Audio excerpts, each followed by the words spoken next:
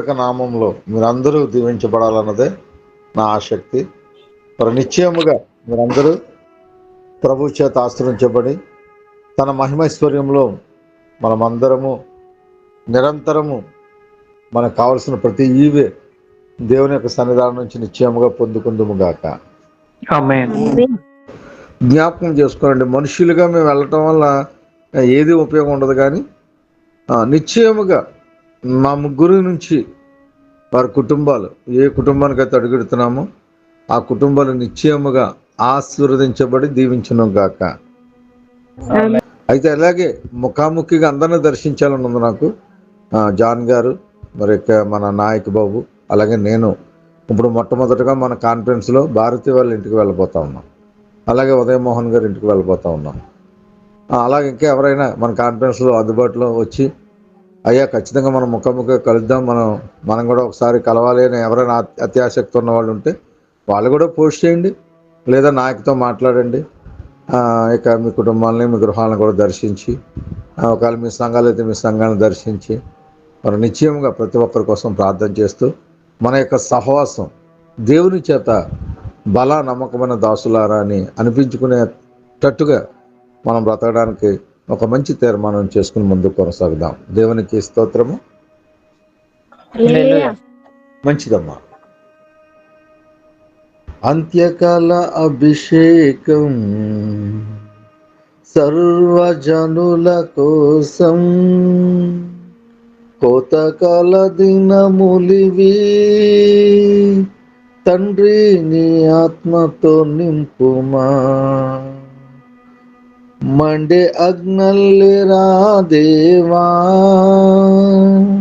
అన్య భాషలతో అభిషేకించు, ఎగిసే గాలల్లే మము తాకుమా, జీవనదిలాగా ప్రవహించుమా. మండే అగ్నల్లేరా దేవా, అన్య భాషలతో అభిషేకించు, ఎగిసే గాలల్లే మము తాకుమా, జీవనదిలాగా ప్రవహించుమా. Thank you. మహోన్నతుడా, మహాకృపగలన తండ్రి, దయగలన రాజా, అడుగుడు మీకు ఇయ్యబడునని మీరు సెలవిచ్చిన మాటను బట్టి నాయనా, మీరు అడిగిన వారిని ఎవరిని ప్రభు గద్దించక ధారాళముగా నాయన మీ ఆత్మను, మీ జ్ఞానాన్ని, మీ వాక్యాన్ని మాకు అందించే దేవుడిగా ఉన్నారు. అవును ప్రభు, నిశ్చయముగా నా తండ్రి, ఈ దినాన్ని మీ పరిచర్య ప్రభు ముందుకు కొనసాగుతుంది అంటే అది మా బలము కాదు, మా శక్తి కాదు, కానీ నాయన కేవలము నీ కృపలో నాయన ఈ దినదినము నాయన నీ యొక్క చిత్తానుసారంగా, ఉద్దేశానుసారంగా నాయన మీరే మాకు తోడయండి. మీ ఆత్మచేత మమ్మల్ని నడిపిస్తూ ఆదరించి దీవిస్తున్నందుకు మీ కృతజ్ఞతాస్తుతులు చెల్లిస్తున్నాను. ఈ దినాన్ని ప్రభువా నిశ్చయముగా క్రీస్తు అనే శబ్దమునకు ప్రభువా అభిషిక్తుడని అర్థమని, మరి అభిషిక్తుడిని ఈ లోకానికి ఎందుకు పంపించారో, ఆయన ద్వారా మాకేమి కలగజేస్తారో, మరి అటువంటి విషయాలన్నిటినీ మాకు తెలియపరచబడడానికి ఆయన మీరు మా యొక్క రాసిన పత్రికను ధ్యానిస్తూ ఉన్నాం. మరి యోధా గారి గురించి తెలుసుకున్నాం. మరి యేసు, అలాగే రక్షకుడు, ఈరోజు క్రీస్తు. ఈ క్రీస్తు అన్న శబ్దమునకు అర్థము అభిషిక్తుడు. మన యోధా పత్రికలోనే ఆ మొదటి ఫుట్ నోట్ మనం చూసినట్లయితే ఆ కింద మనకు తేటగా కనబడుతోంది, క్రీస్తు అనే శబ్దమునకు అభిషిక్తుడని అర్థము అని వ్రాయబడి ఉంది. కాబట్టి ప్రభు అభిషిక్తుడు. ప్రభు ఎవరి చేత అభిషేకింపబడ్డాడు అంటే తన తండ్రి అయిన దేవుని చేత అభిషేకింపబడి ఇదిగో ఈ లోకానికి, ఈ యొక్క మానవుల కొరకు మరి ఆయన అభిషేకింపబడ్డాడు. మరి ఆయన కంటే మరి ముందుగా ఎవరైనా అభిషేకింపబడ్డారా? మరి అభిషేకింపబడిన వారి ద్వారా దేవుడు ఏ కార్యాలు జరిగించుకున్నారు? తండ్రి అయిన దేవుని యొక్క ఆలోచన మనం ఈరోజు జాగ్రత్తగా ధ్యానిద్దాం. అయితే ప్రియమైన దేవుని పిల్లలారా, మొదటిగా కీర్తనకారుడు దావీదు యొక్క కీర్తనలో కొరహు కుమారులు ఒక గొప్ప ఆ, ఆనందాన్ని, అటువంటి ఆనందం మనకు ఎందుకు రావట్లేదో నాకు అర్థం కాదండి. అవన్నీ చూస్తుంటే అద్భుతంగా ఉంటాయి ఆ మాటలు. ఏంటి వీళ్ళకి ఎంత సంతోషము, వీళ్ళు ఇటువంటి మాటలు ఎలా మాట్లాడగలుగుతున్నారు అని ఆశ్చర్యం కలక మాందో. చూద్దామా? అందరూ చూడాలి, బైబిల్ అందరూ తెరవాలి. మరి పరిశుద్ధ గ్రంథం కదా, వాక్యమే దేవుడని మనం తెలుసుకుంటూ మాట్లాడుకుంటూ ఉన్నాం కదా. మరి వాక్యమే దేవుడని మనం ఎరిగినప్పుడు వాక్యం అంతా చాలా జాగ్రత్తగా ఉండాలి. 45వ కీర్తన. ఈ కీర్తన ప్రధాన గాయకునికి శశోనీయులను రాఘవం మీద పాడదగినది. కొరహు కుమారులు రచించిన దైవ ధ్యానము, ప్రేమను గూర్చిన గీతము అని అక్కడ పరిచయము చేయబడతా ఉంది. అయితే ప్రియమైన దేవుని పిల్లలారా, ఇక్కడ చాలా అద్భుతమైన విషయాలు మనకు కనబడతాయి. ఆయన అంటున్నాడు, కొరహు కుమారులలో ఎవరైతే రచించారో ఆయన అంటున్నారు, ఒక దివ్యమైన సంగతితో నా హృదయం బహుగా ఉప్పొంగుచున్నది. నేను రాజును గూర్చి రచించిన దానిని పలికెదను. నా నాలుక త్వరగా వ్రాయువాని కలము వలె ఉన్నది. ఆమేన్. అంటే ఆ యొక్క నాలుకని కలముతో ఆయన కంపేర్ చేస్తా ఉన్నాడు. ఒకరిని చాలా స్పీడ్గా రాసేవారి యొక్క కలం ఎలా అయితే అది పరిగెడుతుందో, తన నాలిక కూడా ఆ రాజుని కీర్తించడానికి, ఆ రాజుని పొగడడానికి అతని యొక్క హృదయము అలా ఉందట. ఇక 2వ వచనంలో, అంటే మనకు ఈ విషయాలు ఎందుకు మాట్లాడుతున్నాం, మనకు ధ్యానవాక్యం ఇది కాదు. అంటే కొరహు కుమారులు ప్రభుని గురించి రాసిన మాటలు నేను చదువుతున్నాను, మరి తొందరపడకండి.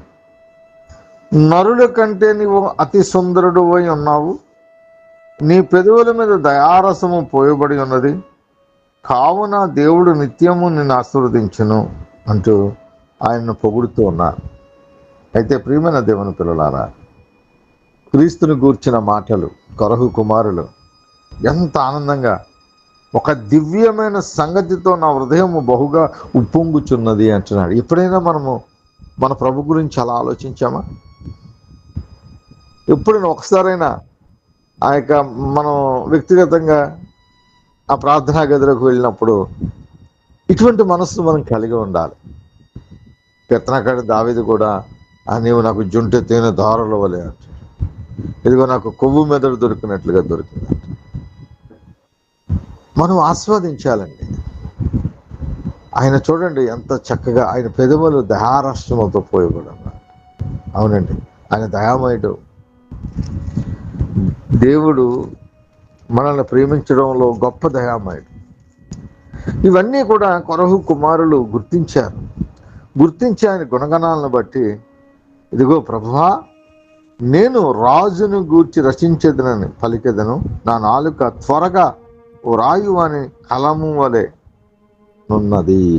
అంటే ఎంత స్పీడ్గా పరిగెడతా ఉంది. దేవుని పట్ల ఆరాధనా భావం కలిగి ఉంటే ఇటువంటి ఆలోచన మనం కలిగి ఉంటాం.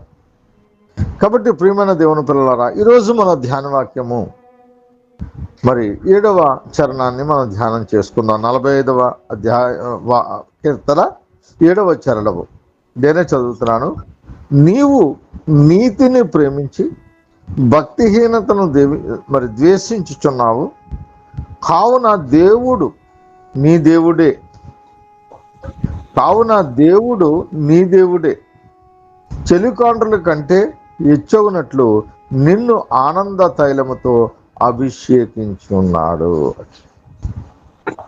మొట్టమొదటిగా క్రీస్తును ఈ రీతిగా తండ్రైన దేవుడు అభిషేకించాడు అన్న విషయాన్ని కొరహు కుమారుల ద్వారా దేవుడు మనకు పరిశుద్ధాత్ముడు తెలియపరుస్తూ ఉన్నాడు.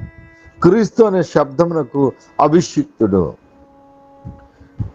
దేవుని చేత అభిషేకింపబడిన వాడు. మొట్టమొదటిగా మరి ఇజ్రాయేలు ప్రజల్ని ఆ యొక్క సమూయేలుకు మొర్ర పెట్టుకుంటే,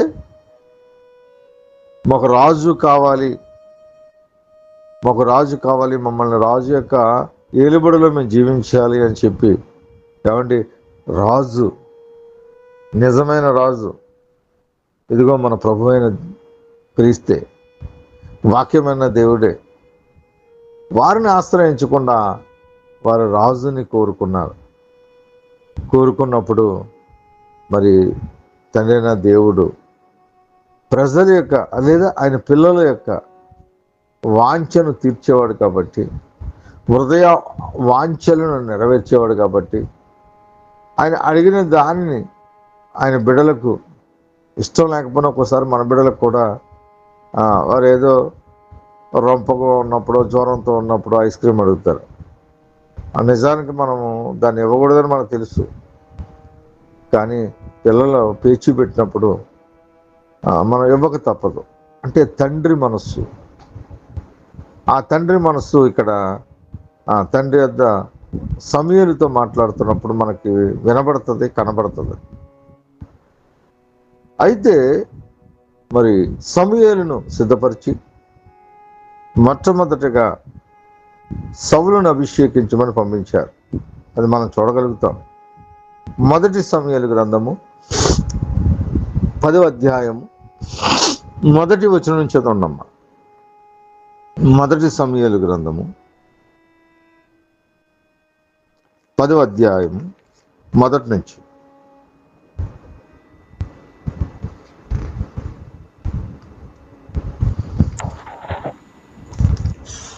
అప్పుడు సమూయేలు తైలపు బుట్టి పట్టుకొని సౌలు తల మీద తైలము పోసి అతన్ని ముద్దు పెట్టుకుని, యెహోవా నిన్ను అభిషేకించి తన స్వాస్థ్యం మీద అధిపతిగా నియమించి ఉన్నాడు అని చెప్పి ఇలాగు సెలవిచ్చాను. ఆమేన్. చాలమ్మా, చాలు. దేవునికి స్తోత్రము. హల్లెలూయా. అప్పుడు సమూయేలు తైలపు బుడ్డి పట్టుకొని సౌలు తల మీద తైలము పోసి అతనిని ముద్దు పెట్టుకొని, యెహోవాని అభిషేకించి తన స్వాస్థ్యం మీద అధిపతినిగా నియమించి ఉన్నాడని చెప్పి ఇలాగూ సెలవిచ్చాను. మొట్టమొదటిగా మరి సౌలును దేవుడు అభిషేకించమన్నారు. అయితే సమూయేలు వెళ్ళి అభిషేకించాడు, కానీ నేను అభిషేకించానని చెప్పట్లా. ఆయన ఏమంటున్నారంటే 2వ పాదంలో యెహోవా నిన్ను అభిషేకించి అంటున్నాడు. ఈరోజు మనం ఏం చేస్తున్నాం తెలుసండి? మనం పాత్రలుగా ఉండలేదు, మనమే సమస్తము మన ద్వారా అన్నట్టుగా మనం ప్రవర్తిస్తూ ఉన్నాం. ఈ యొక్క వ్యక్తుల యొక్క వారి యొక్క ఆలోచన సరళను బట్టి మన యొక్క జీవితాలను మనము ఎప్పటికప్పుడే మార్చుకోవాలి. ఈ రాజు కావాలి, రాజు కావాలి, రాజు కావాలి అని బాధపడుతున్నప్పుడు దేవుడు ఎంతగా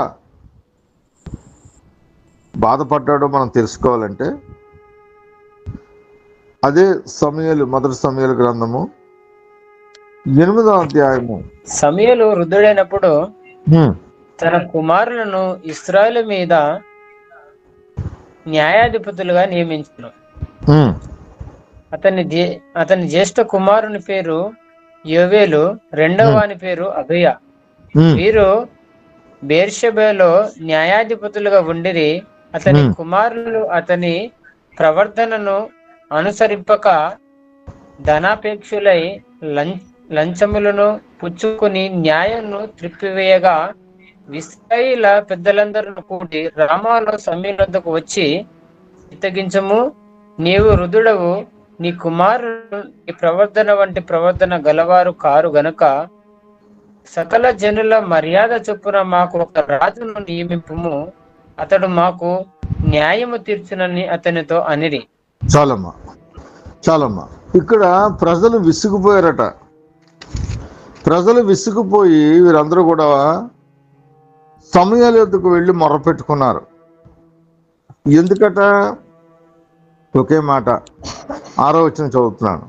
మాకు న్యాయము తీర్చుటకై రాజును నియమింపమని వారు అనిన మాట సమూయేలు యెహోవాకు ప్రార్థన చేశాను. ఎప్పుడైతే మాకు న్యాయం చేయటానికి మాకు ఒక రాజును నియమింపమని 5వ వచనంలో మాట్లాడారో, ఈ మాటను బట్టి సమూయేలు ఏం చేస్తాడంటే, మరి ఆయన పని ఏంటి? దేవునితో మాట్లాడటమే. కాబట్టి వెంటనే దేవుని దృష్టికి ఆ మాటలు అందాలని చెప్పి ఆయన ప్రార్థన చేసినట్లుగా మనం చూస్తాం 6వ వచనంలో. అయితే 7వ వచనంలో మనం అర్థం చేసుకోవాల్సిన విషయాలు ఇక్కడ చాలా ఉన్నాయి. అందుకు యెహోవా సమూయేలునకు సెలవిచ్చినది ఏమనగా, జాగ్రత్తగా గమనించాలండి, జనులు నీతో చెప్పిన మాటలన్నిటి ప్రకారము జరిగింపుము అన్న.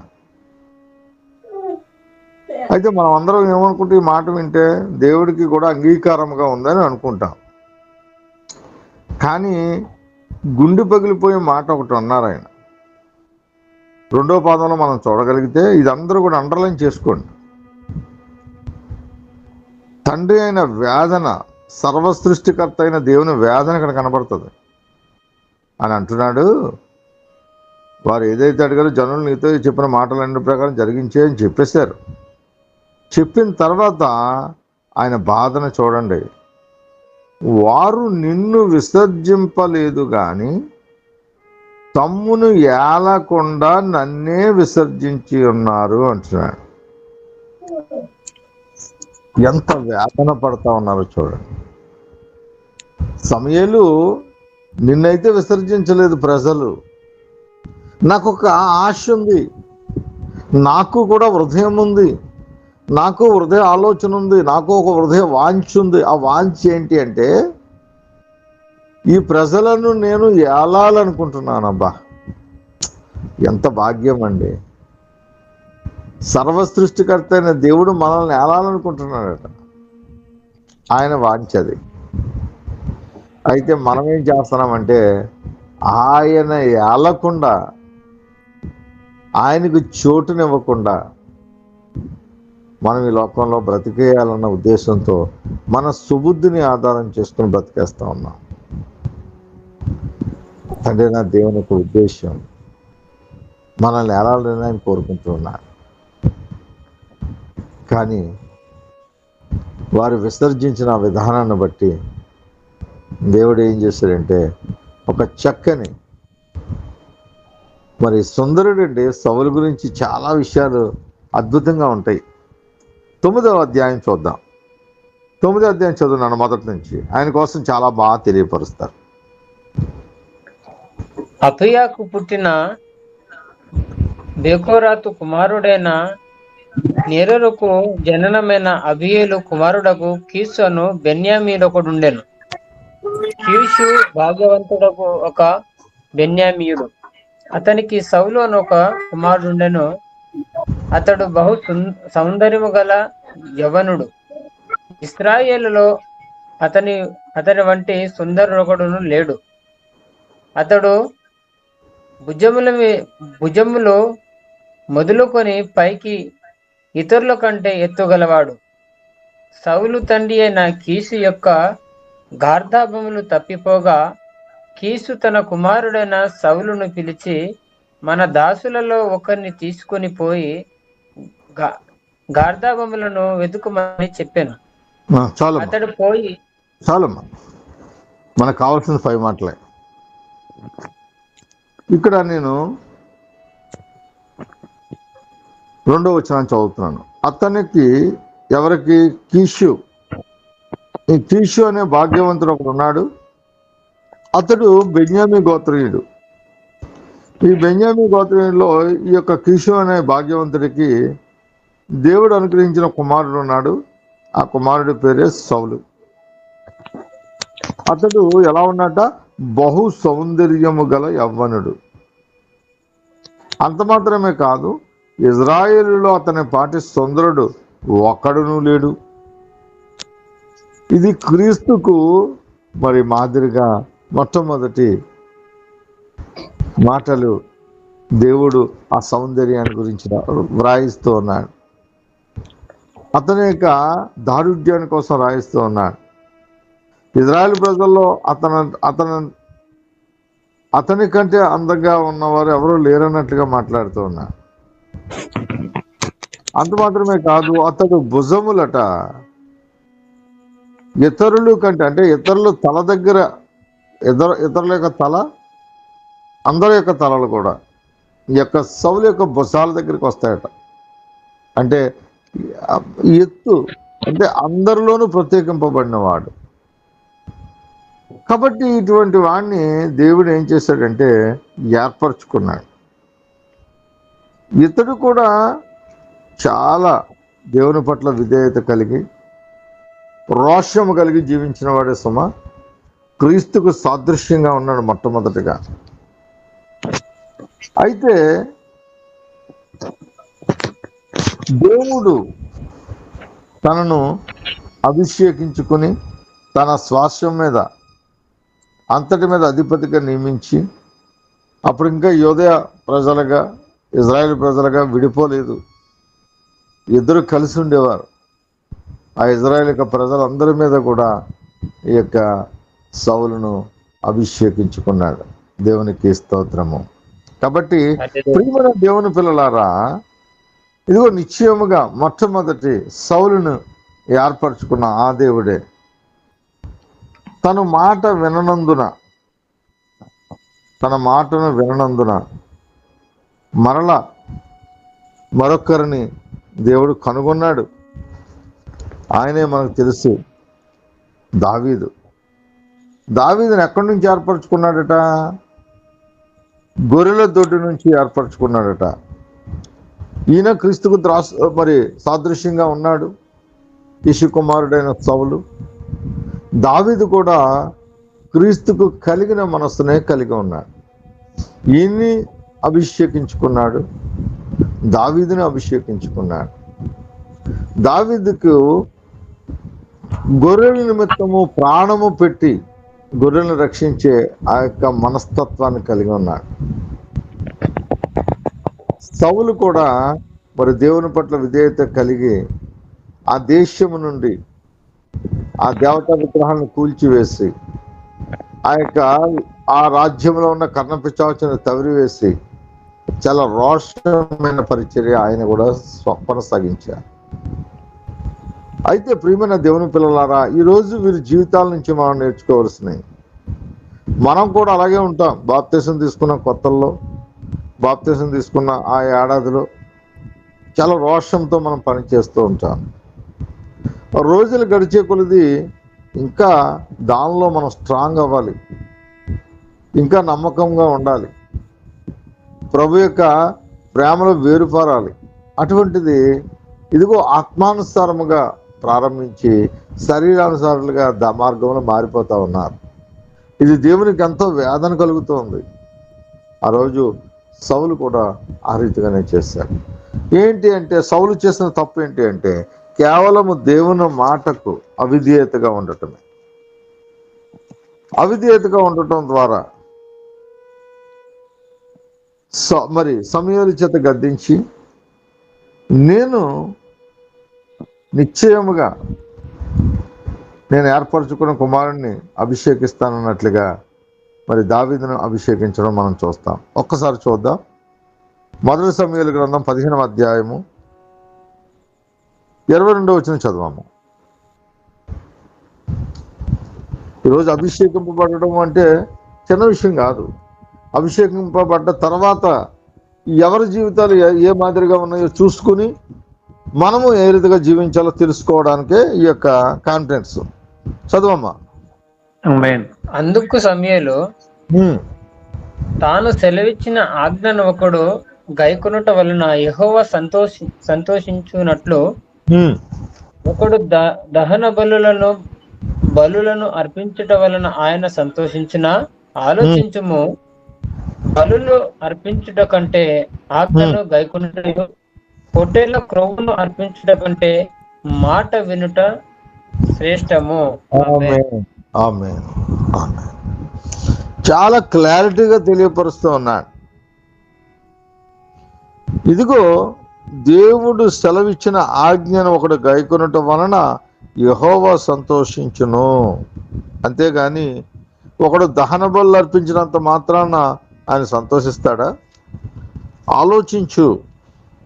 బలులు అర్పించుట కంటే ఆజ్ఞను గనుకొనుటయు, పొటేళ్లు కొవ్వు అర్పించుట కంటే మాట వినుటయు శ్రేష్టము అని చెప్పి ఇక్కడ సమూయేలు ద్వారా ఆ యొక్క అభిషేకింపబడిన సౌలును గద్దించడం మనకు కనబడుతూ ఉంది. అయితే ప్రియమైన దేవుని పిల్లలారా,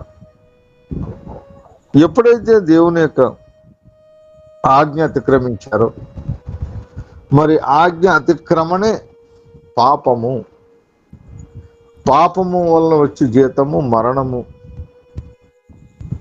ఆ రీతిగానే అవ్వ ఆదాము ఏ రీతిగా అయితే అపవాది చేత ప్రేరేపింపబడి మోసగింపబడి వారి యొక్క నిత్యత్వం నుంచి మరి ప్రతి ఒక్కరిలోనికి పాపాన్ని తీసుకొచ్చినట్లుగానే ఇక్కడ కూడా సౌలు తన యొక్క ఆత్మను, తన యొక్క అభిషేకాన్ని మరి కోల్పోయి మరి చాలా మార్లు ఆ దురాత్మ ఆ యొక్క ఆత్మ చేత ప్రేరేపింపబడుతూ మరి ఆయన జీవితకాలం అంతా ఏ రీతిగా జీవించాడో మనం చూస్తాం.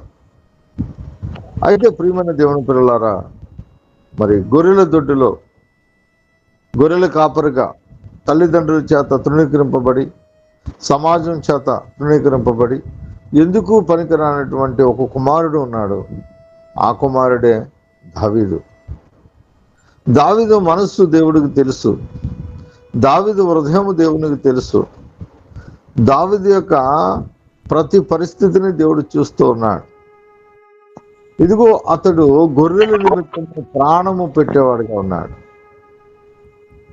అనేక మారులను గొర్రెలు మేపే విధానం చూసినప్పుడు ఇదిగో ఆ యొక్క క్రీస్తు ఏ రీతిగా అయితే, అభిషిక్తుడు ఏ రీతిగా అయితే మరి తన ప్రజల కొరకు ప్రాణం పెడుతూ ఉన్నాడో, ఆ రీతిగానే దావీదు కూడా తన గొర్రెల కొరకు, తన మంద కొరకు ప్రాణం పెట్టేవాడుగా ఉన్నాడు.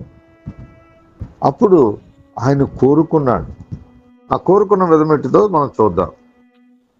16వ అధ్యాయం నుంచి చదవమ్మా. మొదటి నుంచి అంతటా యెహోవా సమూయేలుతో ఇలాగు సెలవిచ్చెను, ఇశ్రాయేలు మీద రాజుగా ఉండకుండా నేను విసర్జించిన సౌలును గురించి నీవెంతకాలము దుఃఖింతువు? నీ కొమ్మును తైలముతో నింపుము. బెత్లెహేమీయుడైన యెష్షయి యొద్దకు నిన్ను పంపుతున్నాను. అతని కుమారులలో ఒకరిని నేను రాజుగా నియమించుదును. సమూయేలు నేనెట్లు వెళ్ళుదును? నేను వెళ్ళిన సంగతి సౌలు వినిన ఎడల అతడు నన్ను చంపుననగా, యెహోవా నీవు ఒక పెయ్యను తీసుకొని పోయి యెహోవాకు బలి పశువును వధించుటకై వచ్చితినని చెప్పి యెష్షయిని బల్యార్పణమునకు పిలువుము. అప్పుడు నీవు చేయవలసిన దానిని నీకు తెలియజెత్తును.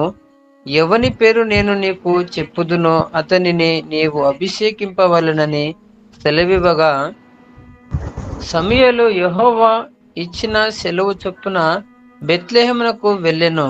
ఆ ఊరి పెద్దలు అతని రాకకు భయపడి, సమాధానముగా వచ్చుచున్నావా అని అడగగా, అతడు సమాధానముగానే వచ్చి తిని, మీరు శుద్ధులై నాతో కూడా బలికి రండని చెప్పి యెష్షయిని అతని కుమారులను శుద్ధి చేసి బలి అర్పించెను.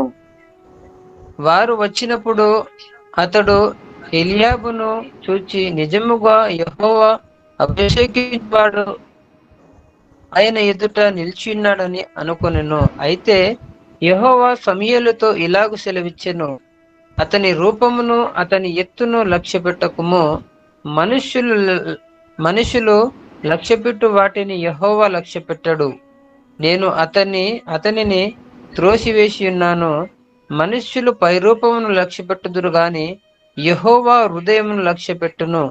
యెష్షయి అబీనాదాబును పిలిచి సమూయేలు ఎదుటికి అతన్ని రప్పింపగా, అతడు యెహోవా ఇతన్ని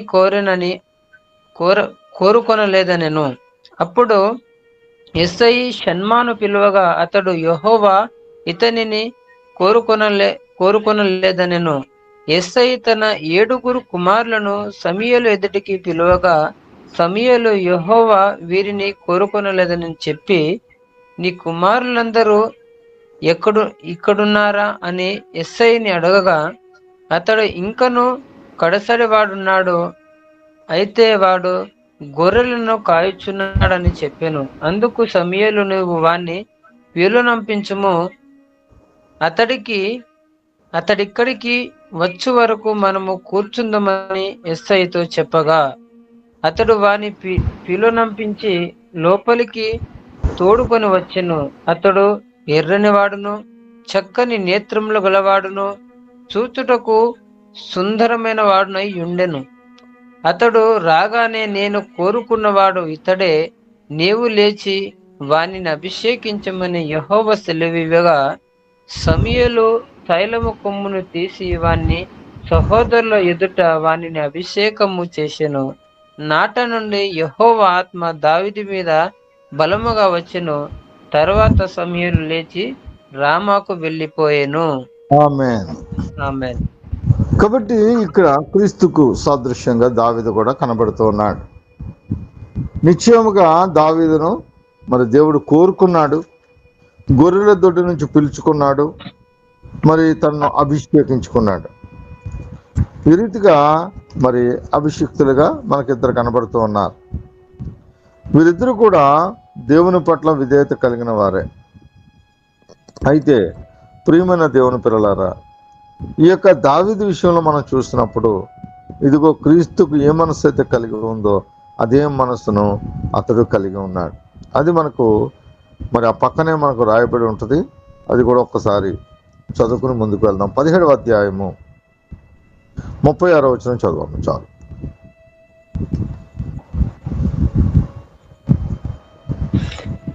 మీ దాసుడైన నేను ఆ సింహాసనమును ఎలుగుబంటిని చంపితినే, ఆ సింహమును ఎలుగుబంటిని చంపితినే, జీవము గల దేవుని సైన్యములను తిరస్కరించిన ఈ సున్నతి లేని ఫిలిస్తీయుడు వాటిలో ఒకదాని వలె అగుననియు, సింహము యొక్క బలము నుండి ఎలుగుబంటి యొక్క బలము నుండి నన్ను రక్షించిన యెహోవా ఈ ఫిలిస్తీని చేతిలో నుండి కూడా నన్ను విడిపించునని చెప్పాను. అందుకు సౌలు, పొమ్ము, యెహోవా నీకు తోడుగా ఉండునుగా కానీ దావీదుతో అనెను. ఆమేన్. ఆమేన్. గొర్రెల విషయంలో దేవుడు తనకు చేసిన మేలును బట్టి ఇక్కడ సౌలుకు తెలియపరుస్తూ ఉన్నాడు. నా రాజా, ఇదిగో నిశ్చయముగా వాటన్నిటిని నేను చంపడం, నా తండ్రి యొక్క గొర్రెలు కాయచుండగా సింహము ఎలుగుబంటి వచ్చి మందలో నుండి ఒక గొర్రె పిల్లని ఎత్తుకుని పోవచ్చుండగా నేను దాన్ని తరిమి చంపి దాని నోట నుండి ఆ గొర్రెను విడిపించి తిని అంటున్నాడు 35వ వచనంలో. ఇది ఎవరు చేయగలిగారు అంటే, ఇదిగో యోహాను సువార్త, దొంగతనమును, హత్యను, నాశనమును చేయుటకు వచ్చును గాని మరి దేనికి రాడు. గొర్రెలకు జీవము కలుగుటకును అది సమృద్ధిగా కలుగుటకును నేను వచ్చి తినని మీతో నిశ్చయముగా చెప్పుతున్నాను. ఇంకా నేను గొర్రెలకు మంచి కాపరిని, మంచి కాపరి గొర్రెల కొరకు తన ప్రాణమును పెట్టును. ఆమేన్. దేవునికి స్తోత్రము. హల్లెలూయా. కాబట్టి ప్రియమైన దేవుని పిల్లలారా, అభిషేకింపబడిన ఈ యొక్క క్రీస్తు మరి నిశ్చయముగా తన గొర్రెల నిమిత్తము ప్రాణము పెట్టడానికి లోకానికి వచ్చానని చెప్తున్నా.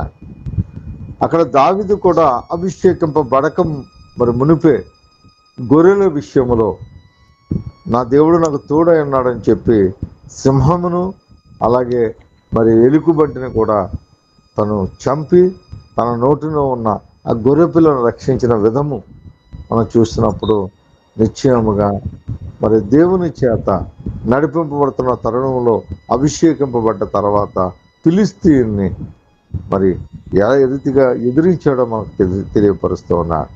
అందుకే సౌలు అంటున్నాడు, నాయన నిశ్చయముగా నీ దేవుడు నీకు తోడైనడే. అభిషేకింపబడ్డవాడు సౌలు కాదా? అభిషేకింపబడ్డవాడు సౌలే, కానీ తను లోపలే ఉండిపోయాడు.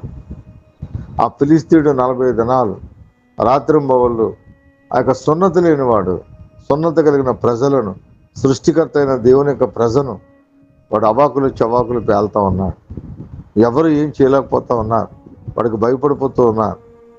అటువంటి తరుణంలో బాలుడుగా ఉన్న సమూయేలు, యవనుడిగా ఉన్న దావీదు మరి నిశ్చయముగా దేవుని చేత అభిషేకింపబడి మరి ఇంకనూ మరి ఆత్మాభిషేకముతో మరి ఆత్మ తోడుతో మరి ధైర్యం కలిగి ఆ యొక్క ఫిలిష్తీయుడిని ఏ రీతిగా తుత్తునీలు చేశాడో మనకు తెలుసు. కాబట్టి ప్రియమైన దేవుని పిల్లలారా, అదే రీతిగా మరి మరణమాన్ని ముళ్ళెక్కడ, మరణమాన్ని విజయం ఎక్కడ అని చెప్పి అభిషేకింపబడిన క్రీస్తు ఈ లోకమునకు వచ్చి నిశ్చయముగా దేవుడు తన తండ్రి అయిన దేవుడు ఏ రీతిగా అయితే మరి జరగాలి ఈ కార్యం అని అనుకున్నారో ఆ కార్యములన్నింటినీ జరిగించి మరి ఆ దేవాది దేవుడిని ఆయన మహిమపరిచినట్లుగా మనం చూస్తాం. దేవునికి స్తోత్రము. కాబట్టి ప్రియమైన దేవుని పిల్లలారా, మనం మొదటగా మనం చూసినప్పుడు మరి యోహాను సువార్తలోనే కొన్ని మాటలు మనం చూద్దాం. 4వ అధ్యాయము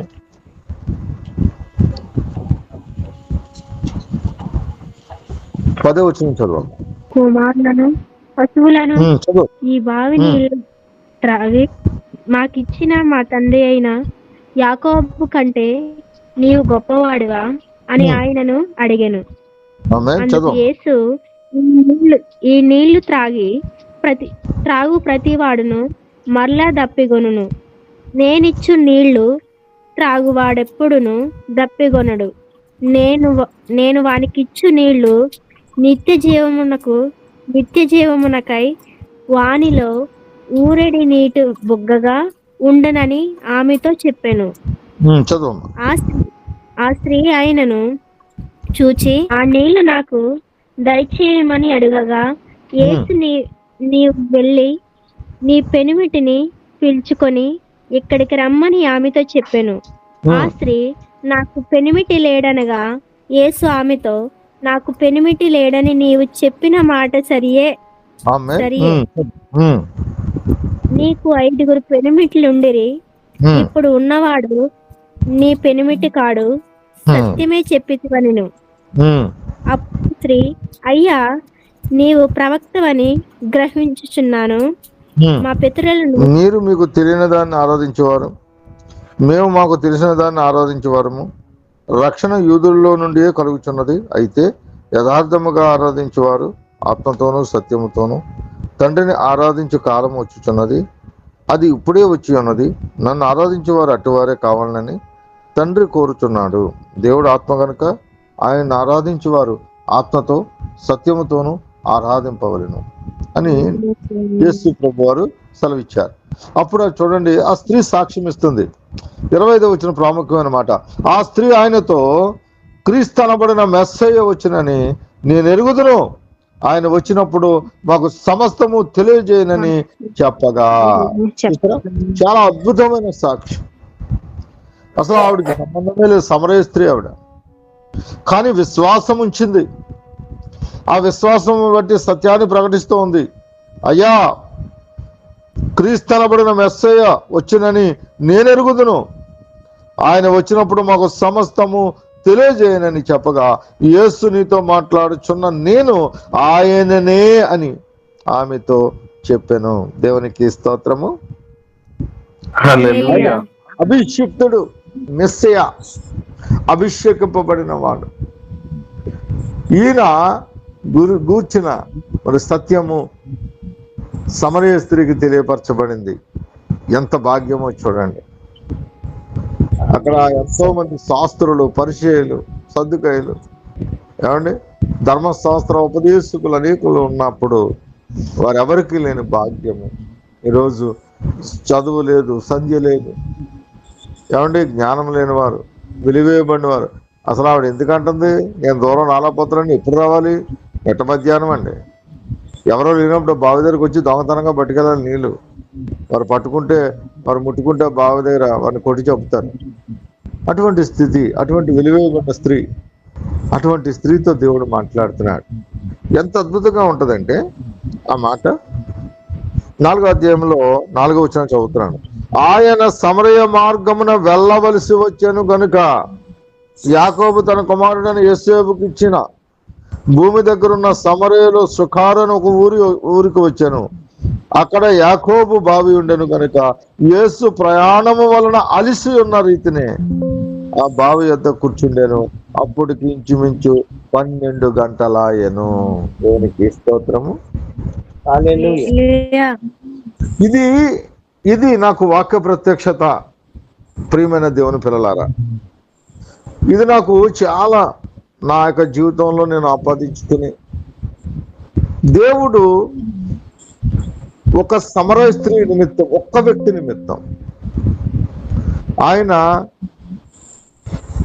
మిట్ట మధ్యాహ్నం ఆమె కొరకై వెళ్ళవలసి వచ్చిందట. వెళ్ళవలసి వచ్చింది. ఇది నా జీవితంలో నేను ఆపాదించుకున్నాను. మరి ఎప్పుడైనా వీలైతే జాన్ గారు సాక్ష్యము మరి ఎంతగానో చెప్పగలుగుతారు నాతో ట్రావెల్ చేసిన విధానం. ఒక వ్యక్తి వద్దకు ఎంత దూరమైనా, అది ఎంత భారమైనా, అది ఎంత కష్టతరమైనా ఎందుకు వెళ్తామంటే, నాకు ఈ మాటలు నా హృదయంలో ముద్రించుకున్నాను. సమరయ స్త్రీకు సత్యాన్ని తెలియపరచడానికి మిట్ట మధ్య నడిచెళ్ళారండి ఆయన. వెళ్ళవలసి వచ్చింది అంటున్నాడు. మరలా వెళ్ళి అక్కడ ఆమె కోసం వెయిట్ చేశారు. ఆ సమయానికి ఆమె నీళ్ళకి వచ్చింది. వచ్చిన తర్వాత ఈయనే ఆమెతో మాట్లాడుతూ ఉన్నాను, నాకు దాహానికి ఇవ్వమ్మా. కాబట్టి ప్రియమైన దేవుని పిల్లలారా, ఒక వ్యక్తి అయినా, అది ఏ వయసు వారైనా, ఎటువంటి వారైనా, ఆ బిడ్డ కొరకు మనం వెళ్ళవలసిందే.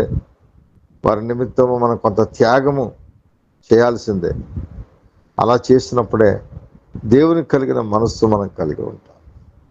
ఆమె సత్యాన్ని ఒప్పుకున్నప్పుడు ఆయన ఎవరికీ చెప్పని సంగతులు చెప్తున్నాడు. అవునమ్మా, నువ్వెవరైతే మెస్సే వస్తాడని నువ్వు నమ్ముతున్నావో ఆ మెస్సేను నేనే.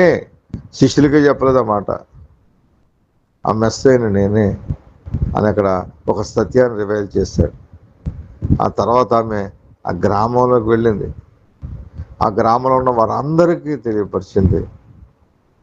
ఆ యొక్క వాళ్ళందరినీ ప్రభు వైపు నడిపించింది. ప్రభు చేత అక్కడ ఒక చక్కని సువార్తకుడి కనుకోవచ్చు, ఒక గొప్ప సువార్తకుడిని పెట్టించింది. అనేకులకు రక్షణ మార్గంలోకి నడిపించింది ఒక సమరయ స్త్రీ. ఈరోజు ప్రియమైన దేవుని పిల్లలారా, మన యొక్క కాన్ఫిడెన్స్లో ఉన్న బిడ్డలు, ఆడబిడ్డలు చాలామంది పరిచయం చేయాలని ఆశపడుతూ ఉంటారు. కానీ వాళ్ళు ఎలా ఆలోచిస్తారంటే, మాకు చదువు లేదనో, బైబిల్ జ్ఞానం లేదనో, లేకపోతే మాకు వీలు పడట్లేదనో, లేకపోతే ఎవరైనా ఏమని అనుకుంటారనో ఎన్నో ఆటంకాలు. ఈ ఆటంకాలని అధిగమించలేకపోతూ ఉంటారు. కానీ ప్రభు వాక్యం సెలవిస్తుంది, నువ్వు లేచి నిలబడితే చాలు, నువ్వు లేచి నిలబడితే చాలు. నిన్ను నిలబెట్టేది ఆత్మే, నిన్ను మాట్లాడించేది ఆత్మే. ఇదిగో ప్రజలలో ప్రవక్తని ఉందని, ప్రజల్లో ఒక ప్రవక్త ఉన్నాడని, ఆ యొక్క ప్రజలు తెలుసుకునేలాగిన దేవుడు నిన్ను బహుబలముగా వాడుకొనును గాక. వారు వినును వినకపోయినను, వారు విన్నా వినకపోయినా వారిలో ఒక ప్రవక్త ఉన్నాడని వారికి తెలియపరచబడడానికి నిశ్చయముగా దేవుడిని ఏర్పరచుకుని బహుబలముగా మిమ్మును ఆయన చేతిలో యుద్ధాయుధం వంటి వారిగా వర్ధిల్లింపచేయును గాక. ఆమేన్. మహాపరిశుద్ధుడా, మహోన్నతమైన తండ్రి, నీ కృపగల మనకు వందనాలు, నీ దయగల మనకు ఎలాంటి కృతజ్ఞతాస్తుతులు చెల్లిస్తున్నాను. ఎంతవరకు ప్రభువా అభిషిక్తుని గురించి కొన్ని మాటలు అయితే మాట్లాడుకున్నాం. ఇంకా వివరముగా ప్రభువా మరొక నూతన వారంలో మొదటి సోమవారముగా నాయన ఆ యొక్క దినమును మిగతా విషయాలు కూడా కులంకషంగా మాట్లాడుకుని అభిషిక్తుడు ఏ రీతిగా మరి సమస్త శత్రువులను నిర్మూలన చేసి నాయన ఆ యొక్క శ్రేష్టమైన రాజ్యాన్ని స్థాపించి నాయన అది మాకు అప్పగించి మరి పునరుద్ధాన శక్తిని మాకు అనుగ్రహించి ఎలా అయితే తండ్రి కొడు పార్శ్వను కూర్చుండి నాయన మా యొక్క సువార్త విషయంలో మా యొక్క పరిచయ విషయంలో మమ్మల్ని అనాథలుగా విడవక పరిశుద్ధాత్మను ఆదరణకర్తగా మాకు అనుగ్రహించి మమ్మను ప్రభువ అభిషిక్తులుగా మీరు ఏర్పరచుకొని మీ ఆత్మచేత మమ్మల్ని అభిషేకిస్తూ మీరు మమ్మల్ని అందరినీ బలపరిచి స్థిరపరుస్తున్న విధమును బట్టి మీ కృతజ్ఞతాస్తుతులు చెల్లిస్తూ ఇదిగో నా తండ్రి నిశ్చయముగా ప్రభువ ఈ యొక్క దినాన్ని మీరు మాట్లాడిన ప్రతి మాటలు సౌలు యొక్క జీవితము, దావీదు యొక్క జీవితము, నాయన క్రీస్తు యొక్క జీవితము, ముగ్గురు యొక్క అభిషిక్తుల యొక్క జీవితాలను మా ముందుంచారు. నిశ్చయంగా మేము ఎవరి యొక్క జీవితాలను, వారి యొక్క తప్పిదాలను, వారి యొక్క స్థితిగతులను మేము నాయన ధ్యానించి దేవుని చేత బలా నమ్మకమైన దాసుడా అనేటట్లుగా క్రీస్తును ఏ రీతిగా అయితే ప్రభువా ఆ మహిమలోనికి నాయన మరలా మీతో సమానునిగా మీ కుడి పార్శ్వను కూర్చుండబెట్టుకున్నారు. అట్రీతిగా మమ్మును కూడా ప్రభువా ఒక దినాన్ని సార్వత్రిక సంఘముగా కన్యవధువుగా మమ్మును మీరు చేర్చుకుంటారని ఒక అసంచలమైన విశ్వాసముతో మరి నిశ్చయముగా మీరు అటువంటి అనుభవంలోనికి మమ్మల్ని నడిపించి ఆదరించి దీవిస్తారని యేసు పరిశుద్ధ నామంలో ప్రార్థన విజ్ఞాపన అడిగి వేడుకొని పొందుకునే మా పరమ తండ్రి. ఆమేన్. అందరికీ వందనాలు.